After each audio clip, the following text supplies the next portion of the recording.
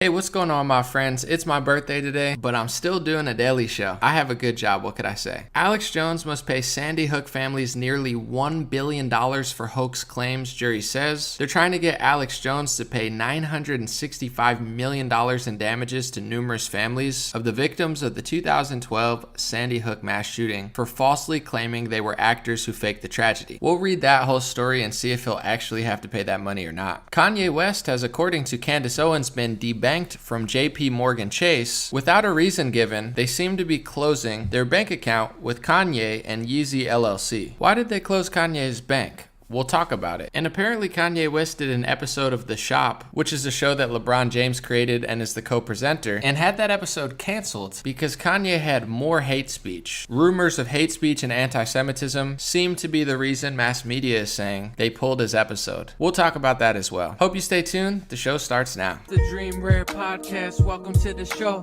The way to get the news at the desk or on the road. Let's go. God is great and success in our control. The world is crazy, but we get better from obstacles. It's the Dream Rare Podcast. Welcome to the show. The way to get the news at the desk or on the road. Let's go. God is great and success in our control. The world is crazy, but we get better from obstacles. Yeah.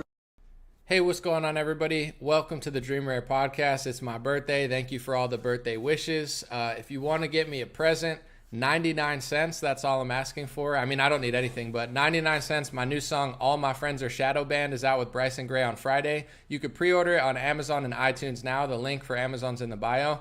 We're trying to hit #1 on the Billboard charts for digital rap sales, so that would be great. Appreciate it. The three stories of the day is Alex Jones is being sued and apparently lost his court case for upwards of $1 billion. We're going to talk about what that means. They're trying to bankrupt him and charge him an astronomical amount of money. Kanye West has been debanked, according to Candace Owens. JP Morgan Chase has parted ways with Yeezy LLC. So Kanye is one of the first celebrities to be a victim of banking cancel culture. This has happened to a few people, but this is a pretty big deal. And the first story I want to talk about is the funniest one to me. I mean, I have to have fun with my job or else I just get annoyed. And I'm going to have the most fun talking about this one. It's LeBron James has this show called The Shop, where he's like, it's a black barber shop, anything goes. I'm LeBron James and I'm super raw and super real. And they canceled an episode with Kanye West reporting, Hollywood Reporter, other media is reporting hate speech. Some are saying he doubled down on anti-Semitic remarks. We'll never know what LeBron James said because it looks like they're not even going to air the episode. And this is just the easiest one to talk about because the whole premise of the co-produced show that LeBron has, it's called The Shop. And it's supposed to be like a black barbershop. And if you know anything about black barbershops, it's raw, it's real. Maybe some of the realest conversations you'll ever hear, if you ever went, would be in a black barbershop. So the whole premise of the show is like, it's raw. I'm sorry, but black people in barbershops are not censoring each other because of hate speech. Maybe if it's a black barbershop in West Hollywood or something run by the Democratic Party, but most black barbershops in the country, that's kind of the gist of it. It's raw, it's real. You say, you have these unfiltered conversations with your barber and people around, not canceling one of the greatest people in your community because he said something that hurts your feelings or you consider hateful. I mean, this is the most pathetic thing ever, but it's even more pathetic because the whole premise of the show is a black barbershop. It's just like so funny how pathetic and fake LeBron James is. Like, what at this point, just dress in a rainbow suit and run around like Bozo the Clown and hang out with Hillary Clinton and Xi Jinping or something. I don't know who you're friends with, but just start like a gay show, make Woody from Toy Story gay and, you could Space Jam 7, do what you want to do. I don't care. I'm just saying, just the sheer hilarity of being like, I'm going to start a show with a black barbershop and we're going to have these real rough conversations America's not ready to hear. Well, but you can't let Kanye West say what he wants to say. That's too much. You have all these pro-black left-wing discussions with your friends. That's fine. There's nothing wrong with that. I don't care. I'm not trying to shut down the shop. Have I ever said, hey, you shouldn't say that, LeBron? Or, of course not. But that's what he's doing to Kanye West. Such a joke. He's such a fake. He reminds me of, there's this Malcolm X clip that I can't play because they always falsely copyright it and act like it's a song. Like YouTube, I don't want to get on a tangent, but YouTube and Facebook have the dumbest like machine learning recognition. They're always saying copywriting, like taking away my monetization. And then I look and somebody claimed the audio that it's not even their thing. It's so sloppy. But anyway, Malcolm X was talking about black liberals and people who worked, black Americans who worked with liberals, and he was calling them the fakest and most deceitful, and saying that there were so many people in his community working for the liberals, to deceive and hold back. And really, that just reminds me of LeBron James. If you're going to have this unfiltered show where anything goes in a black barbershop, you can't cry hate speech and anti-Semitism when Kanye West says something. I mean, that's super, super weak and pathetic. But I get it. LeBron James wants his money and Hollywood connections or something. But he's got to know that that's pretty lame. I mean, maybe he didn't make the decision. Maybe it was somebody else in his staff. But still, really lame. It ruins the whole credibility if you even had any of a raw, unfiltered barbershop show. The Alex Jones thing, I'm going to read in a second, but before I read it, we do have to ask the question. I've been asking the question. I believe Jack Pasabic asked the question. MIA, who's the singer for Paper Planes, it was a smash hit song. She's like a British rapper / producer. She asked the question too, are people who push vaccines going to have to pay money? Because this is a very dangerous precedent. I understand defamation. I understand if you make like a huge gaping error that's important, but didn't they do that with the Iraq war? Didn't multiple left-wing and right-wing media companies lie us into the Iraq war? Didn't millions of people die and suffer? Didn't millions of American families and Islamic families in the Middle East have to suffer this brutal war that was pushed on by mainstream media that they now admit they were wrong, and even some have apologized for? Do you have to pay billions of dollars to every single veteran that we lost or their family? If millions of people got the vaccine, and I'm not going to give a specific number because I don't know, but let's just say 10,000, right? That's not a huge number.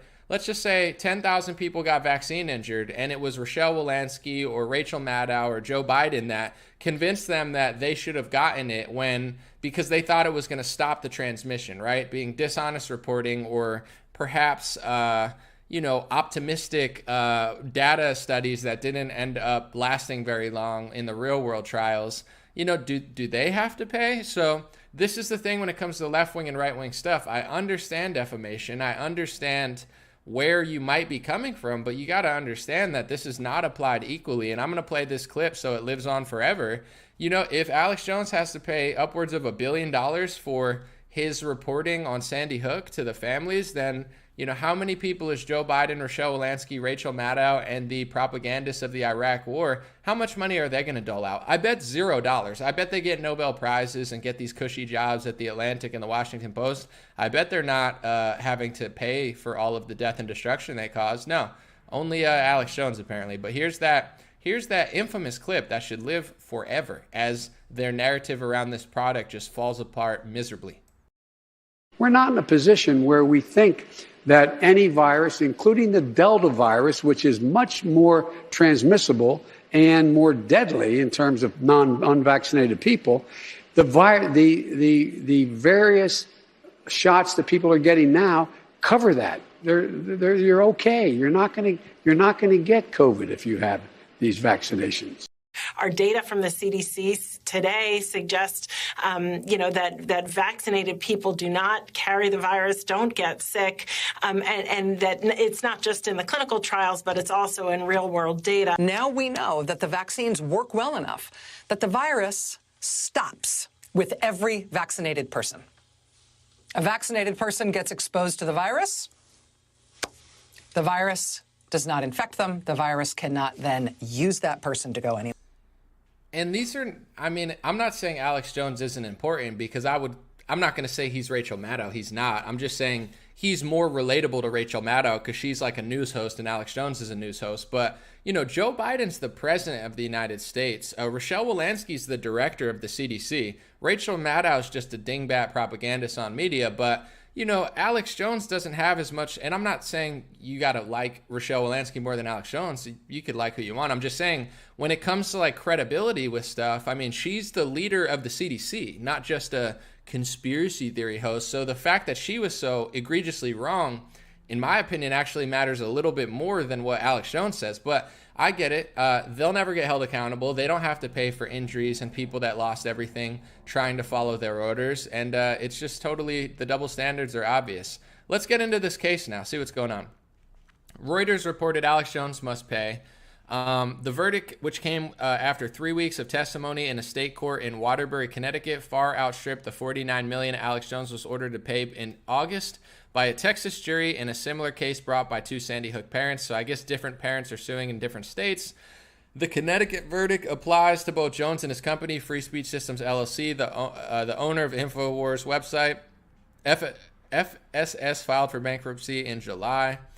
I mean, I read the whole article. I'm not trying to bore you with all the specifics, but basically it seems like he can possibly appeal. The Texas one, it exceeds a cap that Texas has, so that one probably won't go through. But Connecticut doesn't have a cap. So is this over? Probably not. Alex Jones seems to say that he can file bankruptcy and avoid having to pay, $900 million or whatever they're trying to get him to pay. And, we'll see what happens. This is ongoing, and I don't think my opinion or perspective on the matter is going to really matter. What's going to matter is how it plays out in the next few months, and it's not official yet, so nobody really knows.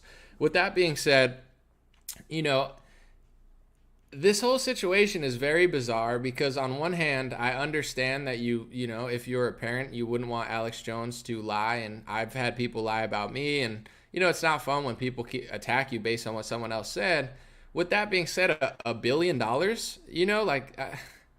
that you need that. To me, that doesn't sound, I don't know who their lawyer is or what, but that doesn't sound like somebody that wants justice. That sounds like somebody that's trying to destroy Alex Jones, I guess. I don't know, or be greedy. It's like, that's just too much money for anybody, but I get it. I try to think of my own bias too, because when Nick Sandmann sues CNN, a bunch of right wingers will say, yeah, I want him to run CNN dry. So they're doing that to Alex Jones. It's the same dynamic. It's just when it's your guy suing for defamation or suing the media companies, I'm sure most of my audience wants Trump to win against CNN. But then when it goes the other way, of course we don't. I just think this one's a little sloppy and a little loose, because if you have to pay for making a journalistic error on any topic or questioning an event in a way that they don't want it questioned, or, a lot of these parents did public interviews, and I'm not saying that you need to say what Alex says. I'm not Alex, so I don't even, to be honest, I don't know the full extent of everything he says. I haven't fully studied it. But, these parents did public interviews, and I saw some of them. The one father that keeps suing Alex, it was just a little weird. But I understand that when tragedy hits, things can be weird. But, you put yourself in the spotlight on television, and I don't know exactly what Alex Jones said, but, I guess this is the line that we all have to decide of what is free speech and what is defamation. What are you allowed to question and theorize on, and what are you not allowed to? And if you get it wrong, do you have to pay families? But we know that this is not going to be applied both ways. Like, people who've made evil mistakes about Trump or me or, conservatives or anything, they're allowed to lie us into war, us into vaccination, segregation, and that's apparently just whatever. But when Alex Jones says something, then that's when the lawsuits come. So we'll see. But I think if they push this through, it's going to backfire, because if you want to measure what Alex Jones did, I would say that Washington Post, New York Times, CNN, ABC, NBC, even Fox News to an extent, like, can you hold up to the same scrutiny that you're demanding of Alex Jones? This is what I try to preach. I'm not a preacher, but on my page, I consider now I don't have the most power or anything, but when you have an audience, when people listen, when you're doing news reporting, I do have a responsibility to tell the truth, to be honest, to treat others the way I want to be treated. That's the golden rule of this world, whether you're a news reporter or not. So I always try to think, can I hold up to the scrutiny that I'm scrutinizing others? I'm not perfect. I don't always get it right. But this is what I want the media to ask themselves about Alex Jones before we move on. If that's the line you're drawing for Alex Jones, can you live up to that same line with your journalistic accuracy? I think I can. I think I can go beyond that. And I'm not I'm just saying I'm very careful. I'm very careful because of lawsuits. I'm very careful because I want to treat others the way I want to be treated. And I'm very careful because I want to tell the truth and not lie. So I'm careful for multiple reasons, but I would consider myself, although I'm funny, I make jokes, I definitely get loose with it, I'm one of the more careful news analysts for multiple reasons. Truth reasons, lawsuit. I'm not trying to be a liar. Most media is not careful. I mean, so if you want to look at Alex Jones and say, well, he wasn't careful with that reporting, sure, I agree. He wasn't like 100% careful. But neither are you ever. And you've made some terrible mistakes that have cost millions of lives. Just like Alex Jones always says, you lied us into the Iraq war. Well, he's right. He's totally right about that. You guys, your lies have hurt more people than, in my opinion, his lies have. I think the media's lies have hurt more people than Alex Jones's lies have. Does that make it right or wrong? You know, that's for you to decide. But I don't think any mainstream media company can hold up to the scrutiny.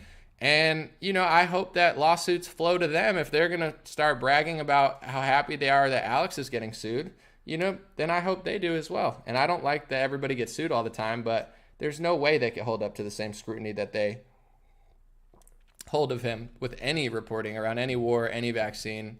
So that's what it is. Real quick, before we talk about the Kanye West debank story, apparently he got closed down by JP Morgan Chase, which is very crazy.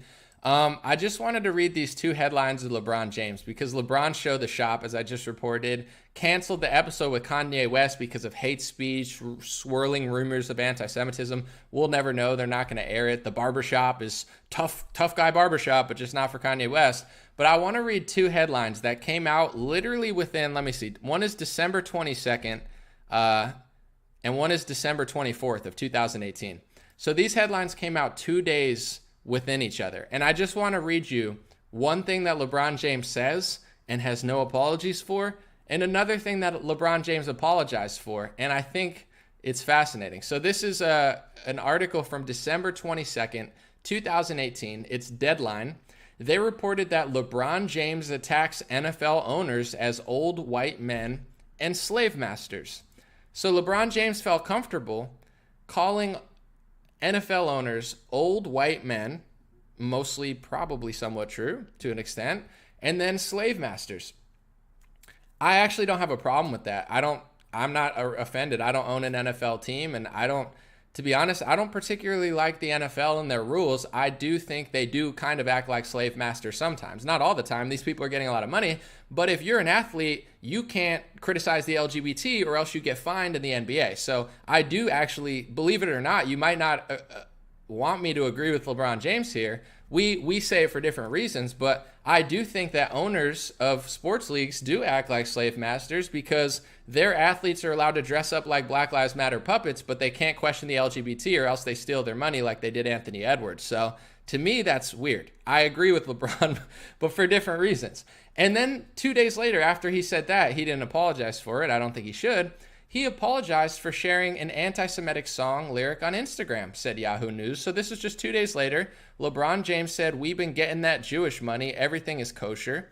He was rapping to a 21 Savage song, and he just made a Jewish reference in a song that he didn't write himself. He just sang the lyrics out loud, and he apologized for that. So I just want to let you guys understand like what's going on here. He is apologizing for a compliment, saying getting Jewish money, everything's kosher. That's not a diss. I mean, there's worse stereotypes than having money. Oh, Anomaly, you have money. Oh, you think that's going to be the worst thing anybody's ever said to me? Like, that's not bad at all. Like, oh, yeah, your people have money. It's like, sorry, that's not like a top 1,000 mean thing I've ever heard. There's much meaner things you could say about different ethnic groups. He apologized for complimenting Jewish people and saying, I have Jewish money, everything's kosher. It's a rap song. But he didn't apologize for calling white owners slave masters. So this is kind of the dynamic in the NBA. It's the same thing with China versus certain. You could crap on America, right? You could be an American, basketball player and say, I hate America. America sucks. America's evil. But you won't say that about China because China has a huge market. And a lot of Chinese people love the NBA and they make a lot of money there and they sell and make their shoes there. So they're not in the business of criticizing China. They're in the business of criticizing the USA. They're not in the business of complimenting Jewish people. I guess that's too offensive for the, anti-Semite police or whatever. But they have no problem talking about white people. So it's just funny what a hypocrite this guy LeBron James is. He's running around with Hillary Clinton. He closes his mouth on China. He apologizes to his Jewish business partners for complimenting them, but won't apologize to white people who give him millions of dollars. whatever. It's so obvious and it's such a joke, but it's just like, it's parody level stuff. Like, we got this show about a real tough barbershop, but not for Kanye West. That's too. Yeah, then move your barbershop to West Hollywood, you know? And I'm not knocking West Hollywood. I'm just saying, like, stop acting like it's this rough and tumble, you know, black barber show where everybody speaks the truth. You're such a liar. You're such a shill. You're such a coward. You're such a Democratic Party loser. You're such a liar. You're not tough. You're only tough when you're allowed to be tough in the position that they tell you to go be tough. That's not real toughness. So yeah, free speech, Black Lives Matter. But if you criticize actual things that matter, we're gonna crack down on you. Okay, I'll go campaign for Hillary Clinton. Okay, cool. So Candace Owens reported, I guess I should read the tweet. That would probably be the best thing to do to fully understand what's going on with Kanye West's bank account being closed by JP Morgan Chase. So Kanye's done a lot of outrageous things in his life. People pretty much never really like it. You know, some people like it, some people don't. But apparently we are in the season of closing his bank account because he said a bad boy word. Let's read it. Candace Owens just tweeted like an hour ago. Earlier today, I learned that Kanye West was officially kicked out of JP Morgan Chase Bank. I was told there was no official reason given, but they sent this letter as well to confirm that he has until late November to find another place for the Yeezy empire to bank. Dear Ye, we are sending this letter to confirm our recent discussion with blank that JP Morgan Chase, the bank, has decided to end its banking relationship with Yeezy LLC and its affiliated entities. To provide the company with sufficient time to transition to another financial institution, we will continue to maintain accounts and include all related products and services until November 21st, 2022. So they gave like a whole thing. We'll give you some time, but get the hell out. I mean, I get annoyed enough when I have to switch banks or something doesn't work out. But, you know, when you have that much money incoming, I mean, not, I guess, first world problems, but, you know, it's not easy to switch a bank account when you have like a big company and a bunch of money coming in a bunch of different ways. It's quite the hassle. And, you know, it's pretty crazy. I mean, they've gotten to the point where they don't even want him to use the bank. I'm guessing the tweet that really got him canceled by the bank was where he said he was going to go DEFCON 3 on Jewish people, and that got, you know, heavily censored. Jamie Lee Curtis was crying, you know, victim Jamie Lee Curtis. I mean, my goodness, you know, that's a huge threat to her life. Not the fact that if she goes to San Francisco or Los Angeles, she's not even safe anymore to, you know, get a bite to eat at Beverly Hills because the whole city's turning into a hellscape. No, that doesn't matter. But the Kanye tweet, she is a victim. You remember her, you know, she is sad. And, you know, it hurt. It brought back memories of, I'm sure. But somehow you don't care the fact that, like, everyday people that watch your movies have to live in hell in major cities because it's not safe anymore, and there's crap on the street, and it's homeless, and inflation's going up, and gas prices are rising, and people are getting broker and can't afford stuff. Yeah, that doesn't make you sad, but the tweet did. I got you. God bless you. I hope you heal up from the trauma. I'm not even being sarcastic right now. I'm just saying I hope she does heal. That being said, you know, Kanye crossed. Although I think he could have said it nicer. I did a whole stream on this, so I'm not going to like over talk about it. I talked about it for an hour. To be fair, I do think he could have said it in better terms. Anybody saying I'm going, and he didn't say DEFCON, he did say DEATHCON. Maybe he spelled it wrong, but you put the word death and just say Jewish people, they're going to get mad. I mean, that's pretty obvious. Just like I think most people would get mad if you declared DEATHCON broadly on them. You know, it's not something that people are going to like of any ethnic group. So I have to be honest about that. I, as a self-accountable person, wouldn't say that. And if I said that, I would understand people would not like it. So with that being said, though, I'm sure he could have done that to a lot of other groups and categories, and it would have been more acceptable, or his bank wouldn't have been closed. So I think, you know, I do think that there are stricter rules on certain things than there are on others. You know, LGBT community has heavy social protections where if you joke about a straight person and you say, ha ha ha, your wife, ha ha ha, I guess unless you're Will Smith, then you get slapped in the face if you're Chris Rock. But for most straight couples, you can get away with that. Chris Rock, I mean, Will Smith, I just realized Will Smith is standing up for the straight community. He's annoyed with the L's, the B's, and the G's and whatever. He's annoyed with the LGBTQ community that they're so sensitive and they can't take a joke. So that's what Will Smith was doing. He's like, me, the straight, the straight community, we want to be offended too. And it's like whack. And it's like, there's a better way to fight for our rights, than slapping Chris Rock. But, there are certain things that you just can't do in this society without getting backlash. One of them is joking about the gays, criticizing the gays, I don't know, like stopping them from like over sexualizing children. These are things that really bother society. Another thing is, I would say you almost have to buy into the narrative that every black person is a victim who needs to vote for the Democratic Party. And if you don't believe that, then you're like a bad person like Larry Elder or something. These are narratives. And one narrative that is highly censored on both parties, and not that many people are willing to stand up for it, are these Jewish and Israeli speech laws that are being passed through Congress and also being passed through by Donald Trump and Ron DeSantis. I know this sounds crazy because I like DeSantis a bit, but he passes these laws too. I'm going to read some of these laws. So I just want people to understand that they're trying to take away the First Amendment in America in multiple ways. And any violation of hate speech is a violation of your right. One day it's going to be your joke about the gays. One day it's going to be your comment on Jews. The next day it's going to be your comment about Big Pharma or vaccines or Democrats. So no matter if you're Jewish, no matter if you're Christian, no matter what you think about Israel, I'm not here to convince you who you are or what you like. I'm here to tell you, you don't want to give up the First Amendment for any reason. It's like the Alex Jones case. Sure, let them sue him into oblivion for making a mistake, or questioning something. Can you hold up to that same standard? If you can't, it's going to come for you eventually.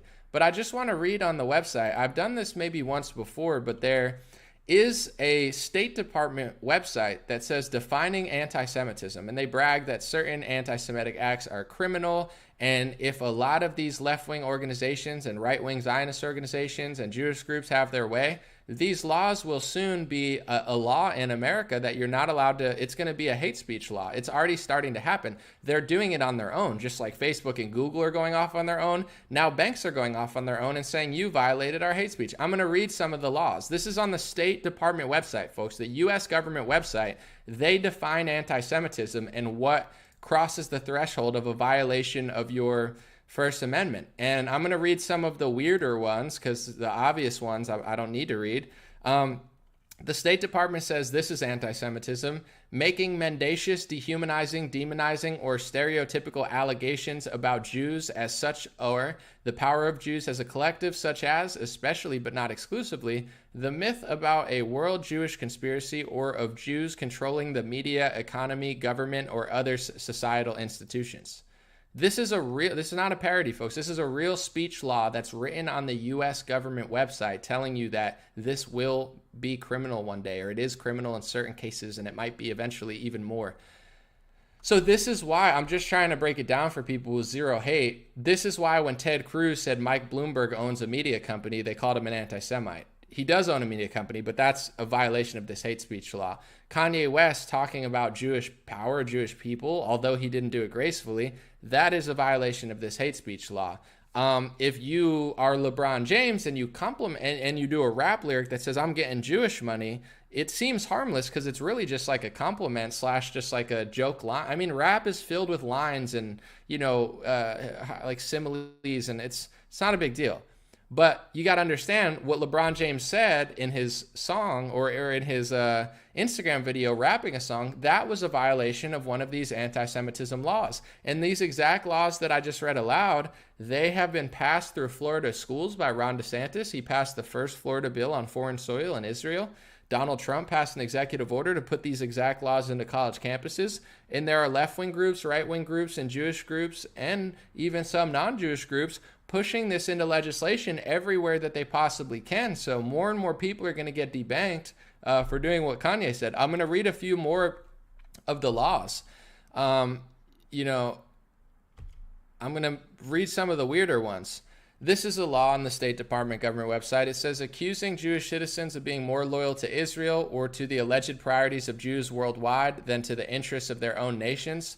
So this is also a hate speech violation that may one day get your bank account closed if you accuse Jewish citizens of being more loyal to Israel or to the priorities of Jews worldwide rather than your own country. This is actually a hate speech law that Ben Shapiro agrees with. He tweeted that exact rule, almost like he copy and pasted it, to almost that exact extent. I mean, I would say almost word for word, but maybe one or two different. Ben Shapiro agrees with that, right? He's on our side, but it's too far for him for you to accuse anybody in America of being more loyal to Jewish people or Israel, right? That's, the First Amendment's good, but that's too far. The weird part is if you look at groups like the Anti-Defamation League, the Anti-Defamation League, by definition, is a non-governmental organization, an international organization that was founded to protect Jews. That's what it is, the ADL, Anti-Defamation League. It is a non-governmental international Jewish organization founded by B'nai B'rith, which was like a Jewish secret society that's not so secret because they're on Wikipedia, so they can't be that secret. But anyway, that's what they do. Their original origin goal was to look out for the interests of Jews worldwide. It's like certain Christian groups or certain, they're there to look out for Christians worldwide. That's just the truth. But it's being passed through legislation in America that you're not allowed to say that any person of that ethnic group or religion has priorities elsewhere, even though they'll say it on their own website that that's what they're doing. I don't think it's nice to accuse everybody of having dual loyalty. That's rude, right? If you went up to like every Muslim and said something rude, or every Christian or every Jew, yeah, that's rude to accuse every single Jew of doing something. That's messed up. But you can't even say it about one person? Even if they tell you that that's what they want to do? That's a law that they're trying to pass this through legislation. Another one is that you're not allowed to use symbols and images associated with classic anti-Semitism. Example, claims of Jews killing Jesus or blood libel to characterize Israel or Israelis. So now it's classic anti-Semitism to say that Jews killed Jesus. There's debate about that. Some people think it was Romans. There are debates about what happened to Jesus, but the fact that you can't say that in America, you're not even allowed, that's a speech law. So I've talked about this since 2019. Nobody cared, and then we ended up in a lockdown. I'm not saying this is why, but in 2019, some of the biggest influencers told me to shut up about this. They told me not to talk about it. They told me that I was being called anti-Semitic. They told me that I was being smeared as far right. They told me that I wouldn't get to go to gigs. They told me that that's why they didn't want to work with me. I pretty much got blacklisted from conservative media because I was trying to warn before the lockdown the masses that they were passing speech laws through the Republican Party, and the Republicans didn't want me to talk about it. I'm not joking. I'm not exaggerating. I'm not just saying this to seem cool. I brought this to multiple people because I thought my peers actually cared about free speech, right? I'm Christian. I'm Italian. I'm Polish. I'm Czechoslovakian. I'm part Puerto Rican. I don't pass speech laws for my ethnic group, and I don't pass speech laws for Christianity. So I can't really relate to people that want to shut me down because I am who I say I am. I don't... it's not like I'm a hypocrite and I want to pass a bunch of speech laws for my own ethnicity. I don't do that. I am not offended by what people say about my ethnic group. It doesn't bother me. I think I could defend myself and speak the truth without shutting down their hate speech because I don't even think that's a real term. So I really live the life that all these Republicans say they do. But that's a major blind spot. So I think, that's what's happening to Kanye. And it's not the only thing you can't say in this country, but it is one of them. And whether it comes through liberals or conservatives or gay or, black or Hispanic or Jewish, you get what I'm saying? If they could pass a speech law here, it's like a wedge, and the left will be like, oh, we want to pass these speech laws because we're not racist, right? We want to pass these speech laws because we don't want you to question Big Pharma. Oh, we need to pass these speech laws because you're pro-lock or you're anti-lockdown, And then the right wing says, well, no, we disagree with speech laws, but we need to pass these speech laws for the Jews and for Israel because that's what we have to do. And it's the same exact metaphor that I'm trying to explain to people. It's a wedge, and once they allow hate speech or the elimination of free speech about any group, it's going to come for you next. It's just like the mandates. You might be free for 2 years if they kick 100 million people out of a sports game, but if you allow them to kick 100 million people out of a sports game and Kyrie Irving can't play, you're next. I'm not doing the mandate fight just for myself because I didn't get vaccinated. I'm helping you too. You know, you getting a pass temporarily is like you showing a card to a terroristic regime to prove that, you know, as they're persecuting somebody. Like, this is just how it works. So I don't have any hate in my heart. And I would even argue that some of the fakest people are the ones that claim to be the activists. There was some lady recently that got in trouble. She was a Democrat in Los Angeles. She got recorded on audio, and she was like saying some like pretty dark stuff about black people. I think like in Spanish, saying something about monkeys and like he's with the blacks, talking about Gascon. And this is somebody who called Donald Trump racist. Her tweet was like, Donald Trump's a racist for immigration. You got to think of the psychology of somebody that's so fake that they won't even let you talk about illegal immigration or border security without being a racist. I don't think those are good people. I'm not saying everybody's racist. Like, these words mean nothing to me. And to be 100% honest, I'm not offended by people who say, like, this doesn't bother me at all. Even if they said it about my race, if they called me a bad word, I don't even care. But the point I'm getting to is, like, these are the people virtue signaling, telling you how not racist they are. And they're saying crazier stuff than Donald Trump says. It's like, this is the psychology of someone who's willing to lie about it. They're not covering up a valid discussion about illegal immigration because they're so nice. They probably have a few drinks and start throwing racial slurs out the window, you know? This is who these people are. So this idea, and the left wing has been brainwashed into thinking this is to save people, and the right wing has been brainwashed into thinking this is going to save Israel and Jewish people if we just allow these speech laws and nobody can talk about it. So both sides need to really wake up, because they're always using something that appeals to you to take away your rights, and then they take it away for you. So, you know, and last thing I'm going to say, and then I'm going to get back to this, you know, two major campaigns in the country right now. I feel like, no offense to the black community, but it feels like the Democrats just kind of used you for the election with the George Floyd riots and then put you on the back burner. Like, now it's like, stop Asian hate, everybody's anti-Semitic. So it's weird, every 4 years around the election, the Democrats come around and Black Lives Matter. They're all getting on their knees like Nancy Pelosi with their fist in the air. And then once they win the election, all of a sudden, you don't even hear much about black activism anymore. It's more like Jewish people and Asians. But whatever, you know, I mean, maybe next year they'll really fight for your freedom. God, the Democratic Party is the most evil party. Stop falling for it. But in general, when it comes to like Asian and Jewish activism in America, like, you have all these like liberals in Hollywood crying about Jewish hate. There's a lot of Jews that live in Hollywood. Like, their big threat isn't a Kanye West tweet. Their threat is the fact that they can't even go to Beverly Hills anymore without, like, you know, being like held up at gunpoint.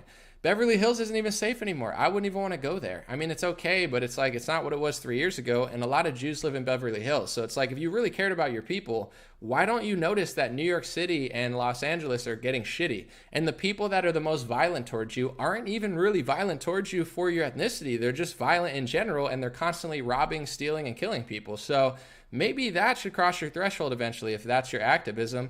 And the same thing with like the Stop Asian Hate. Sorry, I'm not trying to, you know, bring politics or race into this, but the media narrative is like, oh my God, white Trump supporters are going after Asians. Like, how many times did that happen? Like a few, one? But I'm not saying, yeah, whatever, there's bad Trump supporters too, but really, you know, you want to know where all this Asian crime is coming from? It's coming from high crime cities where Asians used to be safe, and now they're getting the crap beaten out of them. And it's not just because they're Asian, and it's not because people hate them because they're Asian. Certain people in cities are straight savages, okay? They don't care about their own ethnic group. They don't care about your ethnic group. They don't care if you're their neighbor. They're out and doing really evil stuff. You know, things that is so immoral, and poverty is not to blame for what they're doing. So, you know, I'm tired of this stupid narrative, like all this left-wing social justice is going to help Asians and Jews and black people. It's like, it's really not. People are getting slaughtered in Chicago. You don't care.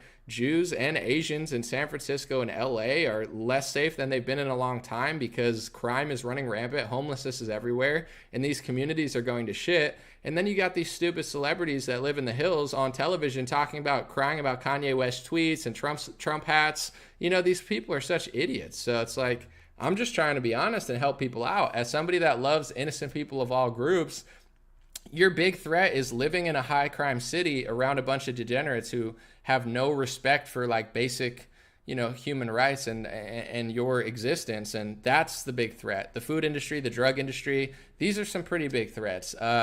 Tweets, Trump people on Twitter, it's not as big of a threat to your community as the media is saying.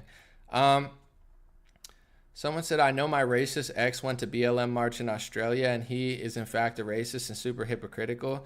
I'm going to give a story real quick. When I was still in Los Angeles, I met somebody, and I didn't meet that many people outside my own circle because I don't go out that much. But one time I decided, hey, I'm going to take a day off and just go out and day drink. I like never do this, but I was like, let me just have a day, let's just have a day. Go to a pool at 12 and start drinking. I met this guy, right? I'm not going to say who. I don't even really honestly remember who this guy was, but he was like, oh, I told him what I do, and he was like, complaining about Trump, calling him a racist, like a typical Hollywood libtard, but like also was a nice guy, whatever. So he's like, yo, come back to my house, we'll have a few drinks. I was kind of drunk, and it's like he was with a girl, whatever. I was like, all right, I'll hang out with this guy, go to a bar. And then he started dropping like the N-word, like when he got drunk. It was like, yo, I got robbed by these N-words. And I'm like, that sucks that you got robbed, but like it's just crazy. Like and I'm not even like exaggerating to be like, oh, Republicans are better than Democrats. I'm just like, when this guy was not drunk, he was saying what an activist he was and like BLM.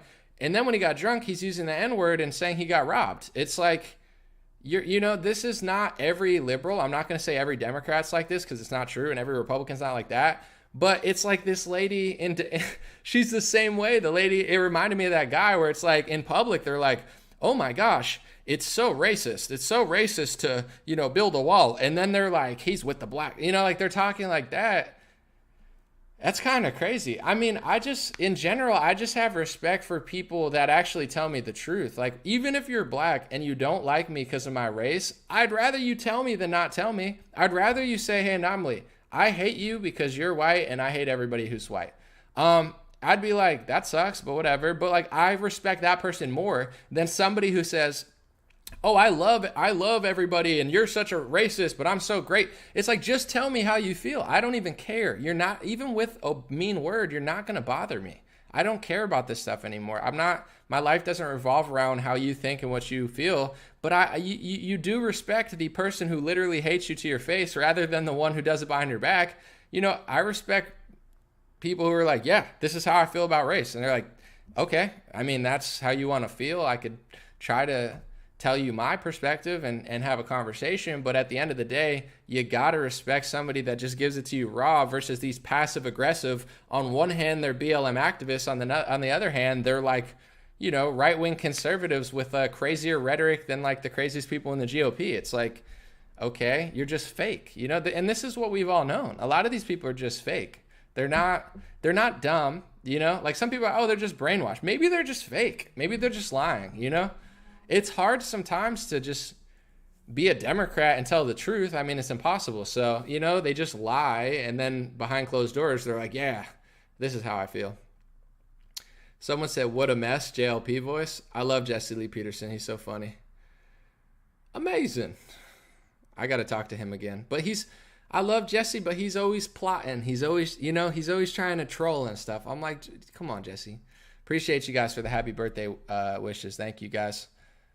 Someone said, I'm white. I love me if no one else does. I mean, it's okay to love yourself, but, here's my thought about race, whether you're Jewish or white or Polish or Italian or black. I think it's crazy that people are trying to get people to do, like, at the end of the day, if you're Irish and you say, I love being Irish, is it my job to come and tell you that you don't love Irish people? You love everyone the same? Maybe you're like an Irish nationalist. I don't know. It's not. I just don't understand people. Like, I'm supposed to go to Koreatown and tell them that they're not supposed to like Koreans as much because it feels home to them. I don't know. Like, I'm supposed to tell Louis Farrakhan that he shouldn't want to live around black people. Who am I to tell these people what they like? I could tell you my experience, what I like, who I want to live around, how I feel about certain situations, what I think about people, but I just don't understand this idea that the worst people of every race are always trying to make everyone do what they do. And I honestly think if you could get, I mean, this might sound crazy, but if you could get Louis Farrakhan pro-black, pro-Nation of Islam, right? If you could get him in a room with the white version of Louis Farrakhan, I bet you they'd get along better than the media and these people, because it's like they can at least tell themselves the truth. They're like, I like black people. I like white people. Okay, what should we do? I don't know. Go our separate ways, I guess. Like, honestly, in a weird way, they would probably get along. The most pro-white leader in Louis Farrakhan. They might not like each other. They might argue at a certain point, but it's almost like there's something interesting about someone who's being honest versus like passive aggressive. Like, people are like, what do you think about Farrakhan wants to do this? As long as he doesn't hurt any innocent people, sure. I don't know. Like, why should I?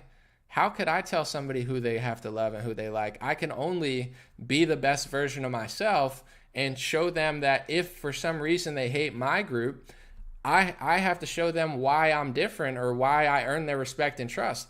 And I consider somebody that does really hate people to a large extent, I consider it like a hurt people situation. You don't hurt other people unless you're hurt yourself. So I don't take it personally. I think that's that person's experience. Maybe they're doing it for money. Maybe they're lost. Maybe they're hurt. Maybe they're on the wrong path. But all I could do is be the best version of myself to make an impact. And, if everybody was the best version of themselves, race relations would be better. But the problem is the worst people from every race are the loudest, most annoying ones who constantly want respect, but they don't do anything to earn respect. You have to do something to earn respect. You can't just demand it. I use Freddie Mercury as a quick example. It's like, he wasn't, I'm gay, I'm a gay, you got to like me because I'm gay. Nobody would have liked Freddie Mercury if he was annoying and gay and like that. Like, oh my God, you have to like me. Why? Why do I have to like you? He earned people's respect because he just crushed it in what he did, and everybody liked his music. You don't have to be a musician, but this is what people don't understand, and this is part of the snowflake and participation trophy culture is people don't have to like you. You know what I'm saying? People don't have to like me, not because of my race, not because of my gender, not because of my skin color, not because of my hats, not because of people don't have to like me. They don't have to watch me. They don't have to respect me. I would like them to as a man. If someone disrespects me too far, I'm going to say back off as a man. But, respect is earned. The best Jewish people, the best black people, the best white people are just out doing a great job at whatever they do and earning respect based on what they do. And the worst people of every race, white, black, Jewish, are just screeching in the media, demanding respect, but doing nothing to earn respect. People like Sean King and Al Sharpton and, the white versions of them, God knows what they look like, but they probably suck if they, these are the people that are just constantly making race relations worse. And then in some ways, profiting off the division. The division is what makes for the story in the book and the tweet. So I'm at the point now where I really don't hate anybody. So I don't mind talking about racial stuff, but I've come to the conclusion that the worst people of every group are playing the victim, are screeching, and the best people are just crushing their job, being a legit person, being honorable, respectful, trustworthy, just things that everybody in this world appreciates. And that's how you earn trust. Like, imagine if my one friend who's Jewish, imagine if he was like, you have to be friends with me because I'm Jewish.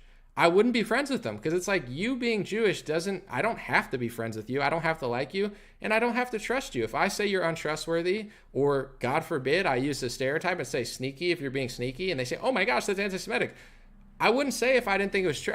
This didn't even happen. I'm just saying in general, it's like, people that are constantly playing the victim, it's like, I don't like any of my friends because specifically of their ethnic group. I'll take somebody of a different ethnic group as a friend that's more respectful than a shitty person in my group, just in my personal circle. So it's like, you get what I'm saying? This is how race relations is healed, is by being a good person. Every friend that I have that I trust who's Jewish, they earn my trust through their actions and through their personality and their spirit, not through their screeching and screaming, demanding respect when they don't do anything to earn it. It's so obvious. It's like, this is how the world works. The people that constantly feel like they need to be validated because of their race are people that haven't earned or done anything to earn somebody's trust and respect, but think it's just guaranteed based on their appearance. It's very, and this can go all ways, by the way. It's like, a lot of people want to identify by what they hate, and a lot of people want to just fight the other side. But at the end of the day, you have to do something. You know what I'm saying? as a man, black, white, Asian, Jewish, you know, you don't want your whole existence to be like playing the victim or like just being like mad at people. It's just like, you know, do something and people will like it. Most people nowadays it's not as bad as the media is saying. Like, do something cool, be a good person, and you'll manifest that energy in your life. If you're annoying and cringe, you're going to manifest all the worst, you know? You're going to manifest millions of people that hate you. Get some self-awareness. Maybe they're mean. You know, sometimes the internet's crazy and they're very mean and they're wrong. But a lot of times people are right. You know, a lot of times you suck and it's worth evaluating. Like it stunts your growth to always think it's got to be the other person. Like, oh, it's got to be them. It's got to be them. Sometimes, but be honest with yourself because maybe it is you. Maybe maybe you suck, you know? Maybe there's something people are annoyed at that they have a valid claim. Like when it comes to crime, it would be evil to blame everybody of a specific group for all crime because millions of people in this country are innocent. Millions of people all over the world are innocent. It would be evil to blame everybody. But it's also kind of evil to ignore statistics and just not notice that there's some issues that are like alarming and growing out of control and should be solved. You know, that doesn't make you a good person to ignore patterns. Like, oh, I don't want to say it. Okay, well then think it and say it behind closed doors. Like, cool. It doesn't make you a better person to think exactly what I'm saying but be afraid to say it. That's not going to solve the issues. Like, it's not going to, south side of Chicago is not going to turn into, you know, a nice area overnight just because you put your fist on Twitter, you know? I just saved Ukraine. Sure, I don't know. Whatever you want to tell yourself. I don't even get mad at these people anymore. They're like, you don't know what you're talking about. I'm like, okay, that's fine. You don't have to agree with my analysis. But like, what do you think you're doing with your fist in the air on Twitter with the Ukraine flag? What is that going to do for the war? This is like a crowd-funded war. Zelensky's taking our money and, you know, he's looking for soldiers. Like David Hogg is like, all right, Ukraine. It's like, bro, you could fight in Ukraine. I don't want him to specifically, but it's like, you could join the battle. Oh, no. I don't want to join the battle. I just want to tweet about it. Okay, then just tweet about it. There's nothing wrong with it. I tweet too, but stop acting like you're so special. You're not a hero. I'm not a hero when it comes to the war. I'm doing what I can. I would like to think I'm playing some sort of role in, you know, human peace and self-reflection or something, but like, no, I don't necessarily think my opinion actually matters about the Russia-Ukraine war. In fact, I don't think anything I say matters about the Russia-Ukraine war because the powerful people with all the money and weapons, they don't listen to me anyway. So it doesn't, I mean, I'm trying to make an impact on people's lives and I'm trying to educate them. And if I educate you or inspire you, that could change your life. So that does change the world. But can I stop the war in its path tomorrow with Elon Musk? Of course not. But I know that. It's these people with the flag in their bio. They think they're George Washington or something. It's just like, bro, get over yourself. You're like, you don't know. It's like, bro, if I liked Russia or Ukraine so much, I'd go there and fight. But I literally don't care that much about either country. I care about the innocent people there. I don't want innocent Russians or Ukrainians to die. I'm not Russian and I'm not Ukrainian. I don't have an ethnic or connection to either of these countries. I just don't. So it's not that I hate them. I just don't want people to die. But that being said, if I actually cared as much as you pretended you cared, I'd fly there. If I was Ukrainian and I really cared that much, I'd fly to Ukraine. You know what I'm saying? I don't understand this. It's pretty funny in like a dark way, but like these people that think they're like literally saving the world with their like posts on Instagram, they're like, I posted a black square. You're like, okay, what does the black square do? They're like, it shows what? It shows I care. How much do you care if you only care about it when they tell you to care about it? How come you didn't care about black people last year? How come you didn't care about Iranian activism 3 weeks ago? Maybe you do care. Maybe I'm wrong. Maybe it's bad. Maybe you're going to change it. But maybe you're not. Maybe you're not. Maybe you're wrong. You know, it's like, I care. I care for 2 weeks. And then you go back to not caring and playing beer pong. I had all these people thinking they were so cool. Like, they thought they were Martin Luther King for a week. People from my college, just bros that never post anything, or like, oh, Anomaly, I've decided that you're racist. Oh, you're getting real tough with me this week, buddy. Go back to the beer pong table. Like, they started getting real weird to me for 2 weeks. People I never talked to in 10 years. And then after the George, it was like they were possessed or something. I really think people got brainwashed and possessed where it's like, you've been locked in your house for 2 months and you're like, and George Floyd died. So you're going to go in the streets and burn things down. Like, okay. And you're going to get mad at everybody right wing. Okay. I will vote for Joe Biden. I will give money to Black Lives Matter. I will give money to Act Blue. I will raise hundreds of millions of money for Democrats. I will lash out at my friends from college, even though I know absolutely nothing. And then once like all of that like boiled down and they destroyed the cities, it's like, all right, back to being a degenerate who wants their vaccine now. Now you want a vaccine. Now you want a Ukrainian war. Like, these people are like robots. Not literally, but almost. You know, where I'm like, I don't care anymore because I have thicker skin. But I'm like, you're going to message me after 15 years and just say like, oh, you're such a bad person. I'm so not right. And it's like literally he's got black square in the bio. The next post, sorry, I didn't mean to yell.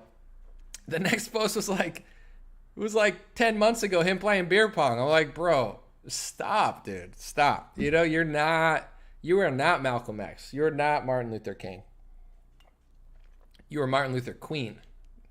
I W Martin Luther Queen in a dress.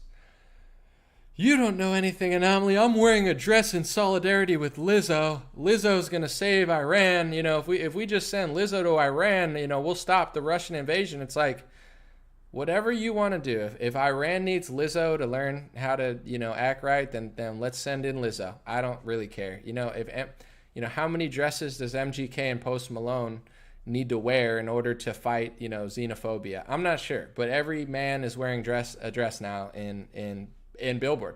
It's like if I came just wearing I dress in like gym clothes and I'm like the rebel, you know, it's like, whoa, this is a crazy new style. It's called I work out and play sports. They're like, that's crazy, dude. I wear dresses and get signed to like Billboard. It's like Atlantic. It's like, okay.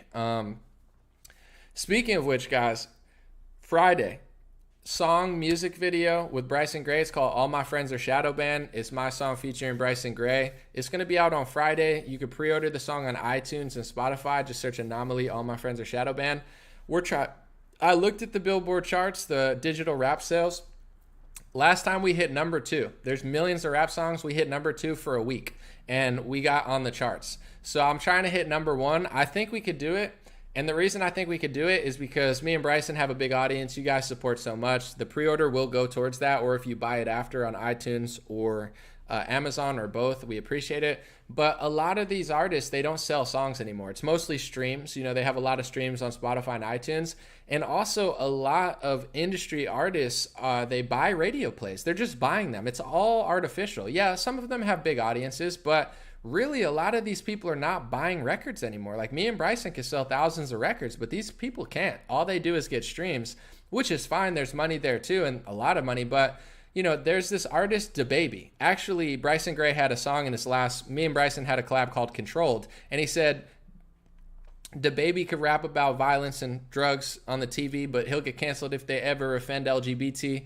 I said it wrong, but he said DaBaby can rap about violence and murder, but if he raps about the rainbow, he'll get canceled. And that's what happened. DaBaby, I just want to give you a quick story. DaBaby was one of the biggest rap artists of this decade. He was top 10 on Spotify. I'm talking like Drake level successful, like billions of streams, just killing every other artist. He was the biggest rap artist, I think, at a certain time. And then he criticized the LGBTs.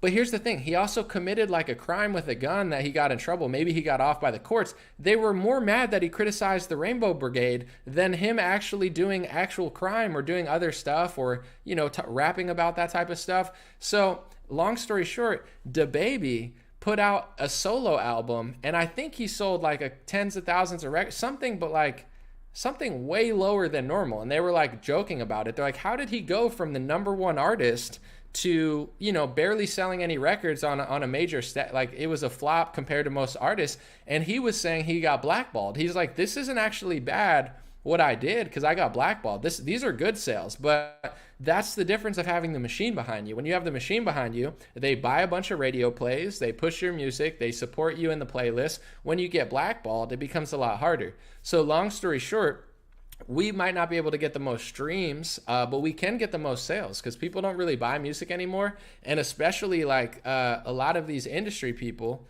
you know, if they don't have the blessing, they just like fall off. So I mean, he hasn't fallen off or anything. I'm just saying his sales went crazy down when they stopped pushing him. So if you guys buy our song, all my friends are shadow bands, we can hit #1, and that would be iconic. It would probably be the first song to ever go #1 in digital rap sales that had the World Economic Forum in it. I have a line about the World Economic Forum, so we can make somewhat of history. True. Oh, 16K the first week. Okay. Someone said he sold 16K. I mean, 16,000 records is not bad. It's good, but like for one of the top artists in the world, going from selling crazy amounts to 16K in a week, I mean, that just shows you how much power the rainbow industry has. Like, he's like, guys, I rap about drugs and murder all the time, and you love it. Why do you love that? He didn't say that, I'm saying this, but it's like, why do you love me rapping about all those evil things, but the second I criticize or say something that you consider anti-gay, you take away all my power? It's almost like the people running the industry want people to push drugs, murder, crime. You get what I'm saying? It almost seems like they like that stuff. It's almost like they want to brainwash the black and white youth and Hispanic, Asian, whatever, everybody. They want to brainwash our youth into thinking that's cool, that it's cool to commit crimes, that it's cool to be evil, that it's cool to pop pills and overdose and die. You know, it's not cool. But they like that. They just don't like when you criticize their agenda or even have like an alternate opinion. I mean, if that doesn't tell you how evil the music industry is, you could talk about murder, you could talk about drugs, you could make kids overdose, you could do all this evil stuff. But if you mention the rainbows, you're done. Hopefully our song doesn't get canceled because we mentioned the rainbows quite a few times. I would say in a funny way, but they can't take a joke nowadays. It's like, I'm not even being hateful. It's just like, you say one thing, oh, don't make a pronoun joke, Conan O'Brien. Why? What are you supposed to joke about? If you can't joke about race or sexuality or gender, what's the joke? There's no punchline. These people don't understand comedy. Like, you have to have a punchline. It can't just be, I went to the store, there was an Asian guy. I threw up my George Floyd fist. He gave me a candy bar.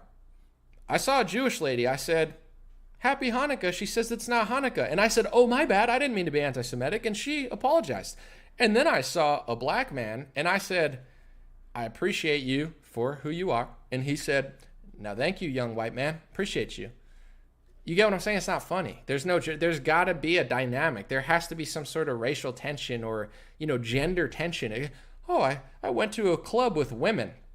Oh, this is going to be good. What happened at the club with women? Nothing. It went great. I mean, I was respectful. I didn't hit on any of them. I tried to dance on one. She said no. And I said respectfully, I'm so sorry. I'll go watch, Kathy Griffin. And it's like, there's gotta be something going wrong to make the joke of. So if the LGBTs are like, you can't joke about my pronouns, it's off limits, what can you joke about then? If everybody felt that way, there'd be no joke. There has to be something.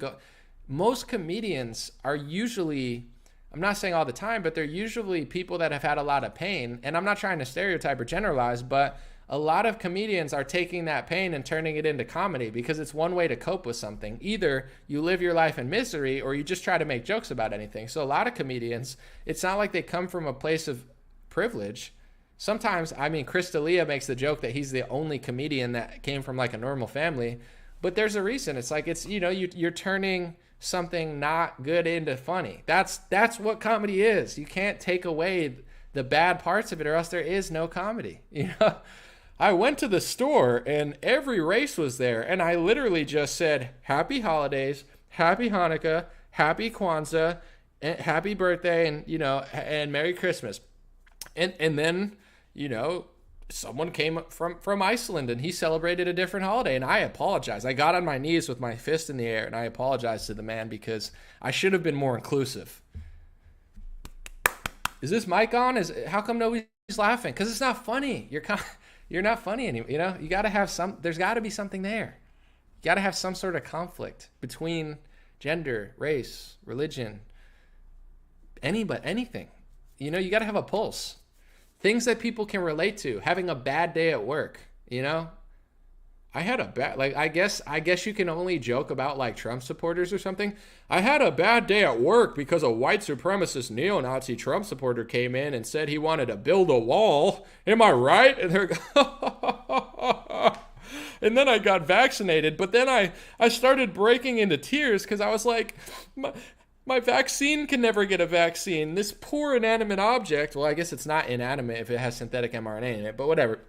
It's like, I mean, I could keep getting vaccines, but the sheer sadness that it consumed me when I realized my vaccine couldn't get a vaccine. How come this great vaccine, it's the greatest thing ever, how come my vaccine can't get a vaccine? Doctor, can I vaccinate my vaccine? Sorry, Jessica, that can't be, you can't vaccinate a vaccine. That makes no sense. You're gonna waste the synthetic mRNA. We need to pump that into your kids. Oh, but I want my vaccine, but it's such a good thing. I mean, the greatest thing in the world is a vaccine.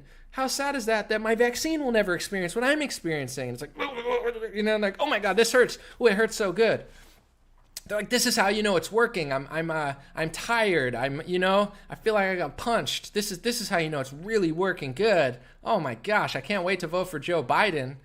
That would be my stand-up routine if I went to LA. I'd be like, don't you just hate that your vaccine can't get a vaccine? Don't you just hate that? Don't you wish your vaccine could also get vaccinated? And they're like, yeah. And I'm like, yeah, we love black people, right? And we're like, hell yeah, we do. And I'm like, that's why we won't let Kyrie Irving play at basketball, because that black man needs to bow down to Big Pharma or else, he can't go in. And they're like, hell yeah, Kyrie, sit outside and rot. And it's like, oh my gosh, I thought we liked...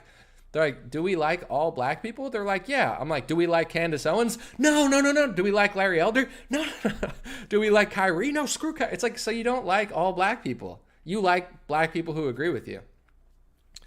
I've solved that mystery. Even people on the right sometimes, mostly on the left wing, but sometimes people on the right, they try to virtue signal to me like, I love Jews more than you, Anomaly. I'm like, okay, yeah, go to Israel and wear a yarmulke. You're the king of Israel. Like, it's like, oh yeah, like these people, they think that they're them professing their love for an entire race makes them like less phony or something. I'm like, this isn't how it works. And I've cracked the code, so nobody could tell me anything about it. Everybody likes people who agrees. You could find people that claim to, hate Jews. And if you could get a Jewish person to agree with them, I bet you they like Brother Nathaniel. I mean, Brother Nathaniel is a Jewish guy who's like very critical of Judaism and Jewish people. But in general, he'll be more praised than somebody that of your ethnic group that doesn't agree with you, that says you're anti-Semitic. Every group, whether it's Democrats, Republican, these people, that people like people who agree with them. There's just some people that admit that and some people who don't. Everybody wants to say, well, I love the black people more than you. It's like, no, you like black people who agree with you. Same with Republicans. Republicans like Candace Owens, not Nina Turner. Why? Because Nina Turner doesn't agree with them. But the difference is most, not all, but most Republicans, or some, they admit that. They're like, we don't care who you are. We just want you to vote for Trump. It's like, but you go to the left wing and they're like, we love the blacks. And you're like, do you really though? What do you think of Candace Owens? I hate her. I want to take her bank account away. She needs to go away. It's like, you don't like black people. You like black people who agree with you. And there's nothing wrong with that. Just stop acting like you like everybody. You don't. We know you don't. Stop lying. And same with the right wing. They're like, Anomaly, I was with you until the thing you said about the Jewish speech laws. I'm like, yeah, I love Israel. Then go there and wear a yarmulke and bow to the wall and tell God how much you love them more than me. See if he believes you. Maybe you really do love him more than me. Maybe you don't, though. Maybe professing your love on Twitter isn't how you truly love people. And maybe me, commenting on a speech law doesn't mean I hate people. Everybody wants to pull out this thing like, I love them more than you. It's like, okay, then go to your local synagogue and start hugging random people. Let them know, like, oh, geez, why are you hugging me? It's like, because I love you more than an Anomaly does. Like, no one believes you, you like people who agree with you. I guarantee you these people like Jewish people who agree with them and dislike the ones who disagree with them. Oh, you love all Jewish people? You like George Soros? Oh, no. Okay, my point exactly. You like people who agree with you. So do I. I'm not going to lie. I prefer a black man who agrees with me than a white person who's screaming and calling me a racist. Like, it's just human nature. It's fine. It's just, how come no one admits that? They're always like, Anomaly, with the platinum plan, we're going to save the neighborhood. And it's like, Right. Okay. I just don't care because it's like you could lie to yourself, but I'm not buying it. And I don't think anybody really believes you. Someone said they don't like, you don't have to like people. I'm just saying, almost everybody in the world likes people who agree with them, for the most part. Someone said, I just watched a great video a minute ago. Cool. Someone said, words of truth. Thank you, Cleveland. All right, I'm going to take off in a second. I appreciate you. It is my birthday, so I think I should probably go do something somewhat fun. But appreciate you guys real quick. I said it yesterday, but I'll have to word it in a different way. I'm really grateful. I try not to forget about it, but sometimes I do. It wasn't that long ago. I want to say, what is it now, 2022? Maybe 3 years ago, 4 years ago, I'm losing track of time, but I had a job. My last job, I believe, was at a print shop. I worked at a print store in Hollywood Boulevard. I walked down. I had to walk through that. I mean, it was literally like a hellscape, but it's fine. It was kind of fun. Every day to work. And I always was like, maybe I could turn this in. I didn't even know I wanted to do this my whole life, but I was like, maybe I could turn this into a career. I didn't even know how. I didn't even know why. Like, I was just like, I like talking about the news. I think I'm decent at it. I don't like how fake the media is. It was like a real David and Goliath story too, because I actually worked near the CNN building. So I would look up and there's this massive CNN building and I'm talking trash to CNN. It's like, I'm the little guy, they're the big entity, but I'm just starting to grow and grow and grow. And it's really because of your shares. I said it yesterday, but I don't really spend, I'm going to probably promote my new song a little bit. I usually don't even promote my songs, but all of this stuff has been organic on Facebook, like over billions of minutes watched and stuff, and it's like, it's been so cool. So I mean, I try to not take it for granted that I'm able to do what I love. And I was just talking to my buddy today, Patriot J. We had a coffee and we were talking about a rapper that we both like that got signed, and he's really talented, but he kind of fell off because he got, he started doing rap full time, getting paid for it, and he kind of got lazy a little bit. And it's like, I can't afford to get lazy. I love what I do. This is easy. It's therapeutic to some extent. And I just can't let this squander. I've had other jobs. I've worked my ass off. I really don't want to go back to having to work for someone else if I don't. So it's like, I can't even bring myself to be lazy for that long because, how could I squander this opportunity that I worked for so long to be an entrepreneur, to work for myself and to be able to pretty much take breaks whenever I want. So that's why I work so hard, and I am grateful. I try to never forget that it wasn't that long ago that I didn't, I couldn't do this without having multiple jobs. So, I try to put in the work and I try to be very grateful. Thank you guys. Once again, real quick, I don't want to be annoying with it, but All My Friends Are Shadow Banned is coming out on Friday, and if you search it in iTunes, not Apple Music, but iTunes or Amazon, the Amazon link's in the bio, because I know a lot of people don't buy music on Amazon, but if you do Amazon and iTunes, I mean, we have a massive chance to really hit the #1 most sold song of the week. So appreciate everybody who does that. The video's out on Friday. You could stream it on Friday, put it on your playlist. I think it's the best song I've ever done, and it's definitely a song for the people. It's called All My Friends Are Shadow Banned. We call out World Economic Forum. We talk about them blaming, blood clots on climate change. I mean, this is a very for the people song that's super relatable. So I hope you guys enjoy it. I'll be back soon, and appreciate